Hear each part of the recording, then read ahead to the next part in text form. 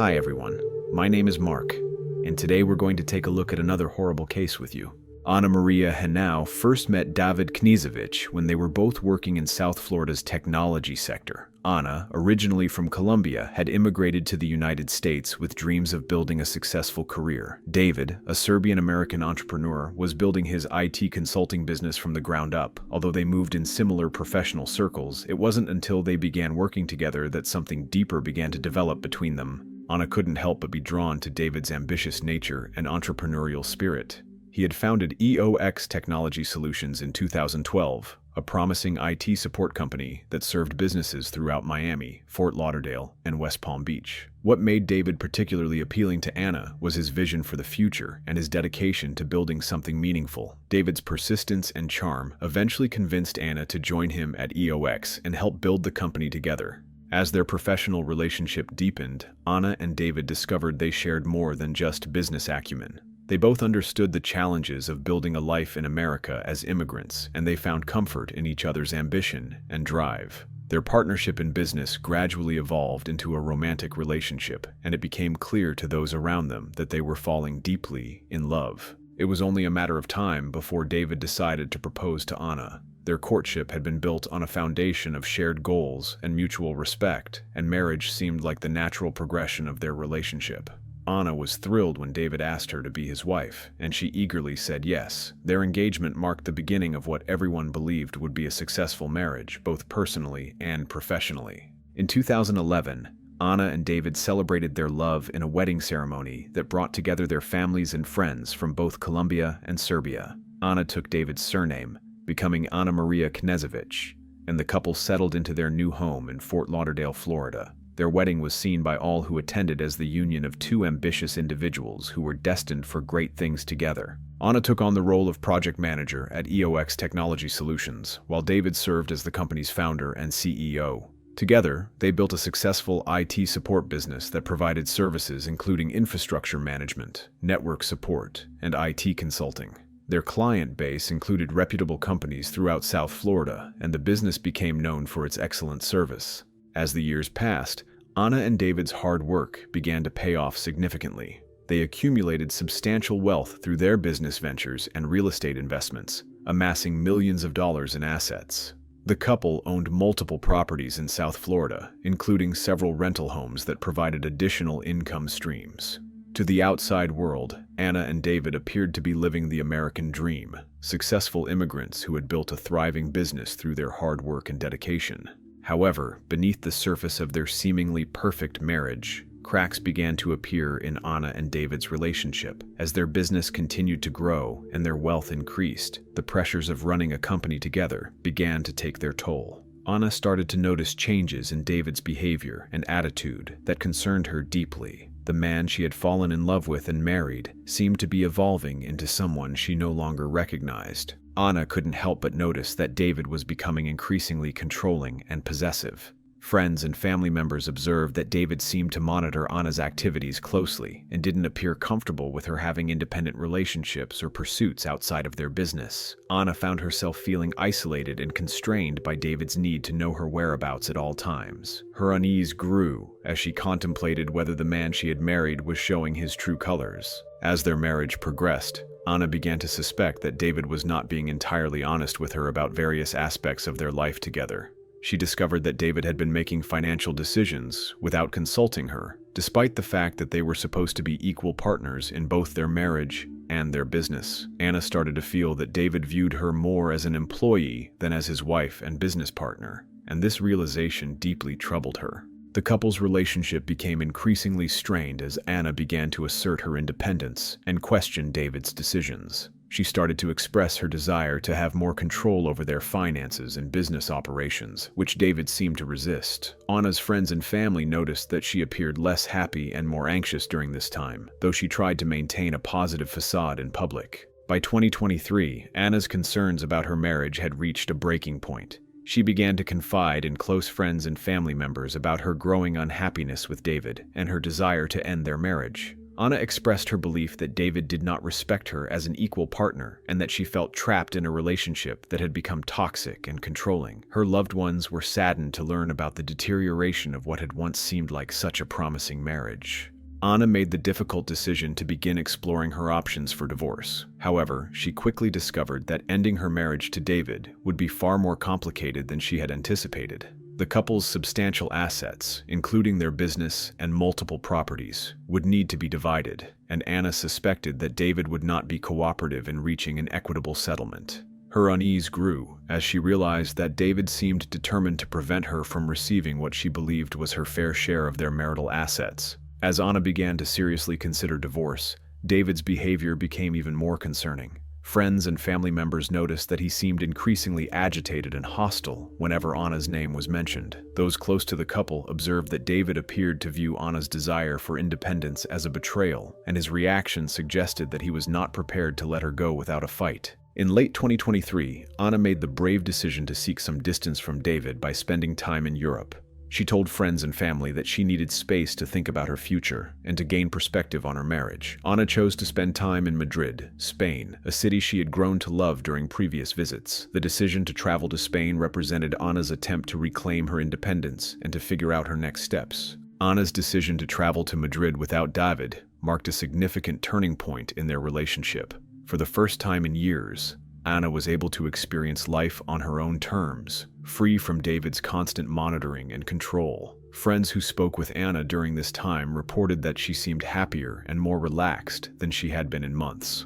Ana expressed to her loved ones that she was enjoying her independence and was becoming more certain that divorce was the right decision for her. However, David's reaction to Ana's extended stay in Europe was deeply troubling to those who knew the couple. Rather than respecting Ana's need for space, David seemed to become increasingly obsessed with her activities and whereabouts. Friends and family members noticed that David's behavior became erratic and concerning, suggesting that he was not handling the separation well. During the fall of 2023, while Ana was enjoying her newfound freedom in Europe, David began engaging in behavior that would later prove to be significant. Investigators would discover that David had started communicating with a Colombian woman he had met on a dating app in October 2023.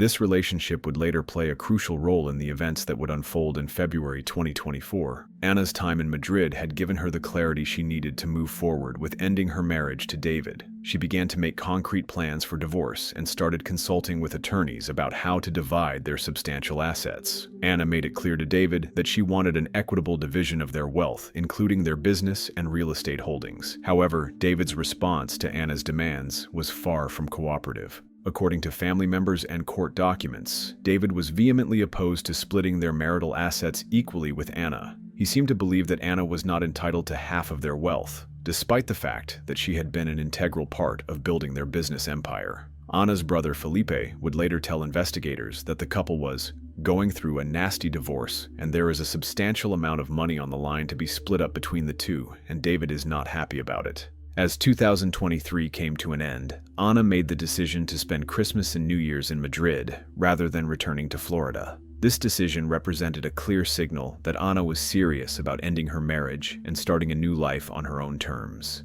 Ana's family and friends supported her decision, recognizing that she needed to prioritize her own well-being and safety. On December 26, 2023, Ana boarded a flight from Miami to Madrid, marking what would be her final departure from the United States. Ana's decision to spend the holidays away from David was seen by those close to her as a necessary step in the process of ending their marriage. Ana expressed to her loved ones that she felt lighter and more hopeful about her future than she had in years. Ana's life in Madrid during the early weeks of 2024 seemed to be everything she had hoped for. She was staying in a beautiful apartment in the upscale Salamanca neighborhood and was enjoying the freedom to explore the city and make new friends. Ana's friends reported that she seemed genuinely happy during this time and was excited about the possibilities that lay ahead of her. She was making plans to establish a more permanent presence in Europe and was looking forward to starting fresh. However, unbeknownst to Ana, David was not accepting her decision to end their marriage. Instead of respecting Ana's wishes and working toward an amicable divorce settlement, David began planning something far more sinister. Investigators would later discover that David had been making elaborate preparations for a trip to Europe that would coincide with Ana's time in Madrid. On January 27, 2024, David Knezevich flew from Miami International Airport to Istanbul, Turkey. From Turkey, he traveled to Belgrade, Serbia, his native country, where he had maintained connections. Court documents would later reveal that David's trip to Serbia was not a casual visit to see family or friends, but rather the beginning of a carefully orchestrated plan that would end in tragedy. Once in Belgrade, David rented a Peugeot 308 from a local car rental agency on January 29, 2024. The rental agreement was for an extended period from January 29th through March 15th, suggesting that David was planning a lengthy stay in Europe. However, investigators would later discover that David's intentions for the rental car were far more sinister than anyone could have imagined. David left Serbia by car on January 30th, 2024, beginning what would be approximately a 1,600-mile journey to Madrid, Spain. The drive from Belgrade to Madrid takes approximately 26 hours of continuous driving, but David had plenty of time to make the journey since Ana was not expecting him and had no reason to believe he would be traveling to Spain.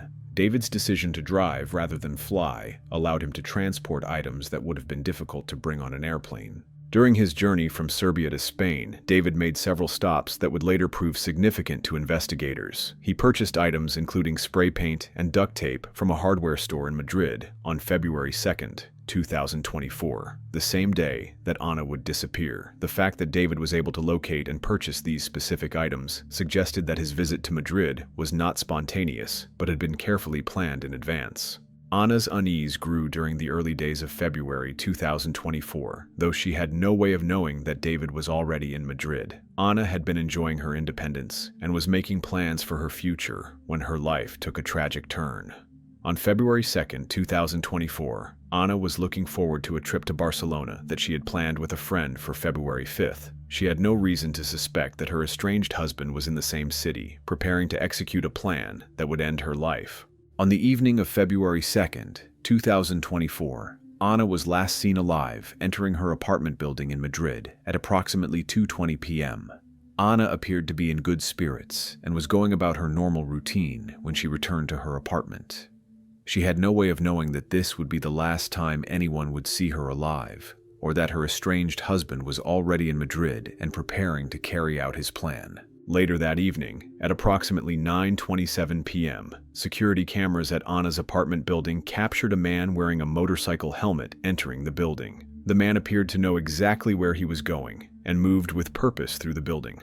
Once inside, he was seen holding a can of spray paint and deliberately painting the lens of the security camera to obscure the view. Despite the spray paint, the camera lens was not completely blocked, and the man's actions were partially recorded. The helmeted man was also seen fastening duct tape to the lock of the building's entrance, apparently to ensure he would be able to exit without difficulty. His movements suggested that he was familiar with the building's layout and had planned his actions carefully. The man looked directly at the camera during his activities, and despite the helmet covering most of his face, his physical characteristics were captured on the surveillance footage. At approximately 10:30 p.m., the same helmeted man was captured on camera again, this time leaving the elevator carrying what appeared to be a suitcase. The suitcase had not been visible when the man first entered the building, suggesting that he had acquired it during his time inside. The man's exit from the building was swift and purposeful, and he disappeared from view shortly after leaving through the main entrance. 2 days later, on February 4th, 2024, Spanish firefighters entered Ana's apartment to conduct a welfare check after she failed to appear for her planned trip to Barcelona. When they entered the apartment, they discovered that Ana was nowhere to be found. Her phone, laptop, and chargers were also missing from the apartment, suggesting that someone had removed these items. There were no signs of a struggle or forced entry, which indicated that Ana may have known her attacker. The scene was troubling to the firefighters and police officers who responded to the welfare check. Ana's personal belongings were still in the apartment, but the missing electronic devices suggested that someone had deliberately removed items that could be used to track Ana's location or communications. The absence of any signs of struggle was particularly concerning, as it suggested that Ana may have been taken by surprise or subdued quickly. On the morning of February 3rd, 2024, just hours after Ana had disappeared, several of her friends received strange text messages that purported to be from Ana herself. The messages, sent in both English and Spanish, claimed that Ana had met a wonderful man on the street and was going away with him to a summer house about 2 hours from Madrid. The messages explained that the phone signal would be spotty and that Ana would call when she returned. Ana's friends were immediately suspicious of these messages for several reasons. First, the messages did not sound like Ana's typical communication style or vocabulary. Second, Ana had never before spontaneously run off with a stranger, and such behavior would have been completely out of character for her. Third, Ana had been planning her trip to Barcelona with a friend and would never have simply disappeared without explanation. Her friends' suspicions prompted them to contact Spanish authorities, which launched the investigation into Ana's disappearance. Spanish police began their investigation by examining the security footage from Ana's apartment building and quickly identified the suspicious man in the motorcycle helmet. They traced the brand of spray paint used to obscure the security camera and discovered that a Madrid hardware store had sold the same type of paint, along with 2 rolls of duct tape, to a man who resembled David Knezevich on February 2, 2024, around noon. The store's security footage captured the transaction, providing crucial evidence linking David to the crime. Investigators also discovered that license plates had been stolen in Madrid during the time period when Ana disappeared. Police license plate readers detected these stolen plates near a motorcycle shop, where an identical helmet to the one worn by the intruder had been purchased. The stolen plates were also detected on Ana's street on the night she disappeared, providing further evidence of a carefully orchestrated plan. Hours after the helmeted man left Ana's apartment building, a Peugeot identical to the one David had rented in Serbia was recorded going through a toll booth near Madrid. The car was sporting the stolen license plates, and the windows had been heavily tinted, making it impossible to see the driver. This evidence suggested that David had used the stolen plates to disguise his rental car and had tinted the windows to avoid being identified by security cameras. Meanwhile, investigators made a shocking discovery about the text messages that had been sent from Ana's phone. They learned that David Knezevich had contacted a Colombian woman he had met on a dating app and asked her to translate specific phrases from English into perfect Colombian Spanish. David had told the woman that he needed the translation for a friend in Serbia who was writing a script about a Colombian character and wanted it to sound authentic. The messages that David asked the Colombian woman to translate were identical to the ones that had been sent from Ana's phone to her friends. The translated message read, "I met someone wonderful. He has a summer house about 2 hours from Madrid. We are going there now and I will spend a few days there. Signal is spotty. I'll call you when I get back." Additional messages stated, "Yesterday after therapy, I needed a walk and he approached me on the street, and amazing connection, like I never had before." The Colombian woman who had helped David with the translation later told investigators that she had informed her mother about meeting a Serbian man online. Her mother had decided to search David's name on the internet and discovered news reports about his missing wife. When the mother told her daughter about the news reports, the woman realized that the messages she had helped translate matched exactly with the messages that Ana's friends had received. This revelation provided investigators with crucial evidence linking David directly to the fraudulent messages. When David returned the Peugeot to the rental agency in Belgrade on March 15, 2024, the car showed signs of extensive modification and use. The vehicle had been driven approximately 4,800 miles, far more than would be expected for normal use within Serbia. The windows had been heavily tinted, the license plate frames had been changed, and 2 identifying stickers had been removed from the vehicle. There was also evidence that the license plates had been removed and then reattached, consistent with the use of stolen plates during the trip to Madrid. The rental car agency owner told investigators that these modifications were unusual and that customers typically returned vehicles in the same condition they had received them. The extensive mileage on the vehicle was consistent with a round trip from Belgrade to Madrid and back, providing further evidence that David had used the car to travel to Spain to carry out his plan against Ana. As the investigation continued, authorities in multiple countries began to coordinate their efforts to build a case against David Knezevich. The FBI worked closely with Spanish police and law enforcement agencies in Serbia and Turkey to trace David's movements and gather evidence. The international cooperation was crucial in piecing together the complex sequence of events that had led to Ana's disappearance. On May 4, 2024, David Knezevich was arrested by FBI agents at Miami International Airport as he arrived on a flight from Serbia. His arrest came after months of investigation by international law enforcement agencies who had been building a case against him based on the extensive evidence they had gathered. David was immediately taken into custody and charged with kidnapping in connection with Ana's disappearance. During his initial court appearance, David Knezevich pleaded not guilty to the kidnapping charges against him. His attorney argued that David was innocent and had been in Serbia at the time of Ana's disappearance. However, prosecutors presented evidence showing that David had traveled from Serbia to Madrid during the time frame when Ana had disappeared, contradicting his claims about his whereabouts. In November 2024, a federal grand jury in Miami filed additional charges against David Knezevich. The new indictment charged him with kidnapping resulting in death, foreign domestic violence resulting in death, and foreign murder of a United States national. The upgraded charges reflected prosecutors' belief that Ana had been killed during the kidnapping, even though her body had never been found. The indictment alleged that David had traveled from Miami-Dade to Madrid with the intent to kill, injure, harass, and intimidate his spouse and intimate partner, and had committed a crime of violence against her that resulted in her death. The charges carried the potential for the death penalty if David was convicted, reflecting the severity of the allegations against him. Throughout the legal proceedings, David Knezevich remained in custody without bond. Federal prosecutors argued that he posed both a danger to the community and a flight risk, given his extensive international connections and substantial financial resources. David's attorneys had requested his release on bond, but the judge denied their request, finding that the evidence against him was substantial and that he posed too great a risk to be released. As the case progressed, investigators continued to search for Ana's body in locations throughout Spain and other parts of Europe. Despite extensive search efforts involving multiple law enforcement agencies, Ana's remains were never recovered. The lack of a body made the case more challenging to prosecute, but investigators remained confident that they had sufficient evidence to prove that David had killed his estranged wife.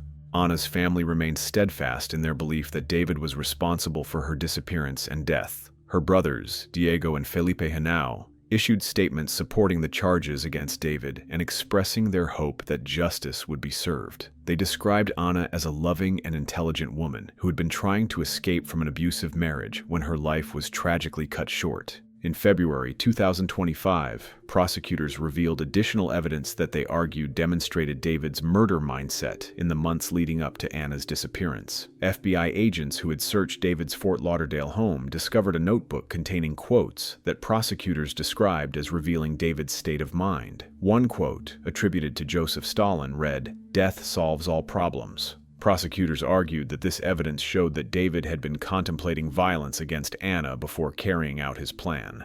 The case continued to generate international attention as it highlighted the dangers that victims of domestic violence face when trying to leave abusive relationships. Ana's story became a symbol of the challenges that many women face when trying to escape controlling and dangerous partners, particularly when significant financial assets are involved. However, on April 28, 2025, the case took an unexpected turn when David Knezevich was found dead in his jail cell at the Federal Detention Center in Miami. Officials with the U.S. Department of Justice Federal Bureau of Prisons announced that David was found unresponsive at approximately 8:15 a.m. and was pronounced dead despite life-saving efforts by emergency medical personnel. His defense attorney later confirmed that David had died by suicide.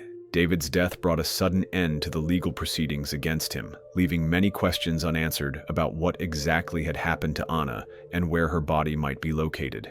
His suicide was seen by many as an admission of guilt, though it also meant that Ana's family would never have the opportunity to see him face trial for his alleged crimes. Ana's family released a statement through their attorney following David's death. The suicide of Ana's murderer closes a painful chapter in our lives, previously filled with the dread that he might not face justice.